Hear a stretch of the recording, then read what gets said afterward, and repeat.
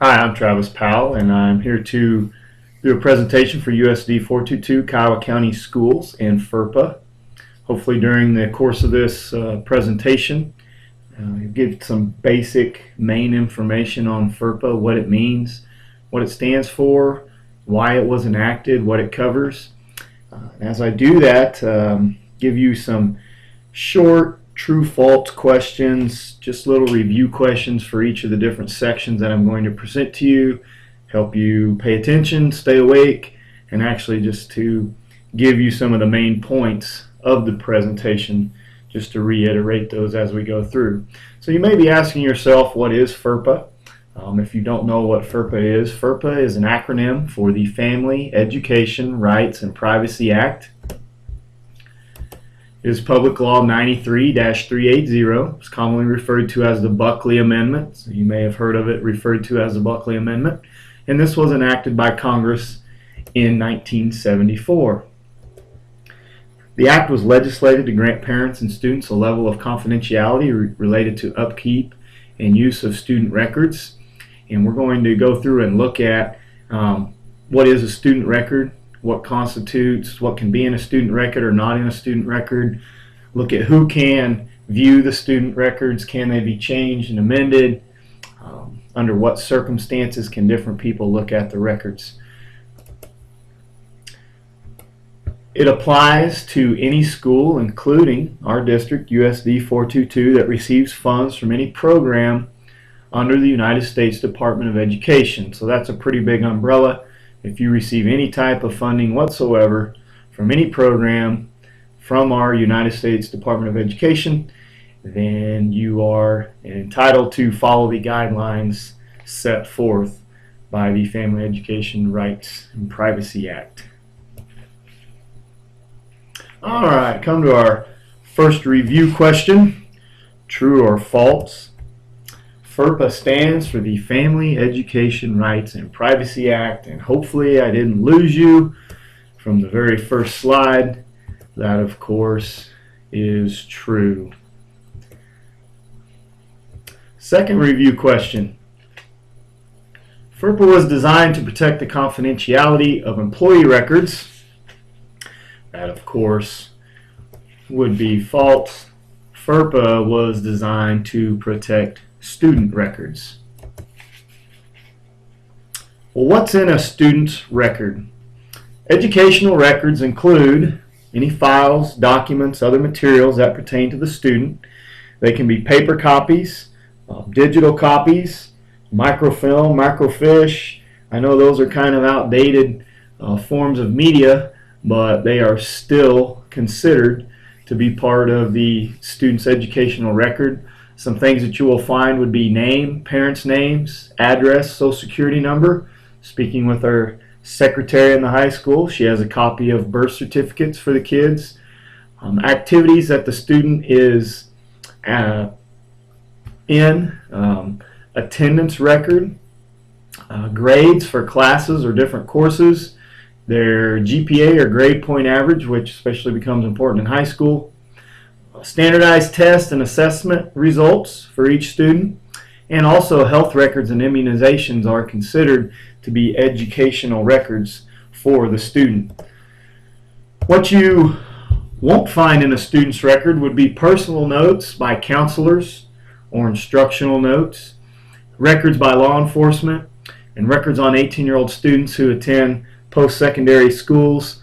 You're not going to find misdemeanor charges, things related to that regard in a student's educational record. You might find that in their record downtown at the sheriff's office, but not here at the school.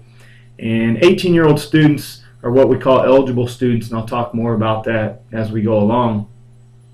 But the school, the district, is not required to keep records on those students who attend post-secondary schools in that regard. So, review question, true or false? Records from the local police department are maintained in a student's record. That, of course, is false. Records maintained by law enforcement are not in a student's records. Next section I want to look at, I just want to look at some different rights under FERPA. Look at parent, legal guardian rights, things that our district must do, things that counselors have to consider, and things that our staff and teachers must consider when using FERPA. Parents and legal guardians have the right to access and amend their child's educational records. They have the right to control the release of the child's records to third parties, and they can object to the release of any and all information. Parents and legal guardians may inspect the files on their student. School officials should be present to help respond to any questions that the parent and legal guardian may have regarding the information in the file. An interpreter will need to be made available for any non-English speaking parent or legal guardian. The law states that if information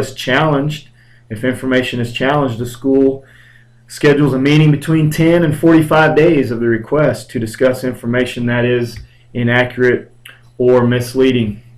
And they try and rectify those situations. The school district must provide annual notification to parents, guardians, and eligible students. Remember, an eligible student is one who turns 18. Regarding information about procedures for accessing records to review, procedures for amending the records, information that determines who is a school official and what determines a legitimate educational interest, and that becomes very important when you're looking at the privacy and confidentiality of student records. Who is looking at it? Why are they looking at it? Do they have a legitimate educational interest in looking at that file? The school district may release what we call directory information that regards a student's name, address, telephone number, date of birth, extracurricular activities that the child is in, weight and height, especially on athletic team rosters, dates of attendance, diploma, or other awards received. Keep an accurate record of who reviewed or viewed the files, when must be dated, and for what reason the files are viewed. Our school policy outlines what items are released and the circumstances of their release. And if a parent objects to any information being released, the school district must record that, and we must honor that objection from parents on the release of information. Consent forms include, like I said, what information is going to be released, the reason they're released, names of individuals that they may be released to. Just an example, especially in the elementary classes, you teachers might want to have a class birthday list that you send out, that you send home with the students. It's really a good idea to check and make sure to see if any parents have requested that information not be released. And if they have signed a form that says they do not want the birth date of their student released, then you must honor that, and you cannot put that child down on that class birthday list. If you do, then you violated the student's privacy regarding what the parents want. School counselors are not required to share information from students with parents. If you remember earlier, I said that records will not contain notes from counselors. Information that stays in possession of the school counselor are not subject to FERPA. Sounds like they kind of have everything locked down and can just kind of do everything differently than everybody else, but actually disclosure and confidentiality does have a limit. If things are shared and it becomes in the public's best interest that information get out, then the counselor is required to share that information, especially if we feel someone could be in physical danger or harm. Then that confidentiality is lost in those types of situations. As far as staff goes, staff, teachers, you may review records of students as long as you have a legitimate educational interest. What that means is if I have Bob in class, and I see that he's struggling with reading, I could go and request a look at and see at some of his reading scores, his assessment, what he's done. But if I have Jill, I don't have Jill in class, I can't go request a look at her record because that's not a legitimate educational interest. So you have to be aware of what that means. Staff, teachers, be careful not to slander. That is done orally. Oral defamation made with the intent to harm. It's communicating sensitive information contained in student files. So what you see stays within yourself or behind closed doors with another school official. And you cannot libel, which is written defamation. Don't include information that is not factual or non-specific to infractions made by the student. Another thing to keep in mind as teachers is we must keep from chatting with third parties about students' grades or any other thing that goes on in the building. Gossip among school personnel about student issues is not protected by law.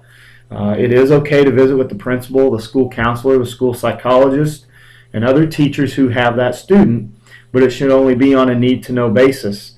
If communication with staff occurs about another student, it should be in private. If Mr. Ballard and I have the same student and we're discussing some struggles that this student has, that is something that we need to do in our classroom with the door shut, not in the lounge, not in the workroom, not in the hallway. You don't want another student walking by, you don't want a parent to be walking by and they overhear that private confidential information. So teachers and staff, you need to make sure that you're following, just do the right thing. We wouldn't want people to talk about us and have us overhear it. So we just have to be mindful of that and respectful of the student and their parent or guardian wishes. So as we kind of wrap up here, a couple more questions for you to finish out the presentation. True or false, parents have the legal right to amend their child's records? That, of course, is true. All right, parents or legal guardians may review them, may challenge the accuracy of any information regarding their child. Kind of talked about that process a little bit. And the last question to wrap up our presentation, any USD 422 staff member has access to view a student's file, and hopefully you know that that is false. Only staff that have a legitimate educational interest in the student may view a student's file. And again, just make sure you are mindful, you are careful when you visit about students and under what circumstances you're visiting with other staff about those students. So thank you for your time. Hopefully you've gained some unique insight from the presentation on the Family Educational Rights and Privacy Act, and I appreciate your time. Thank you.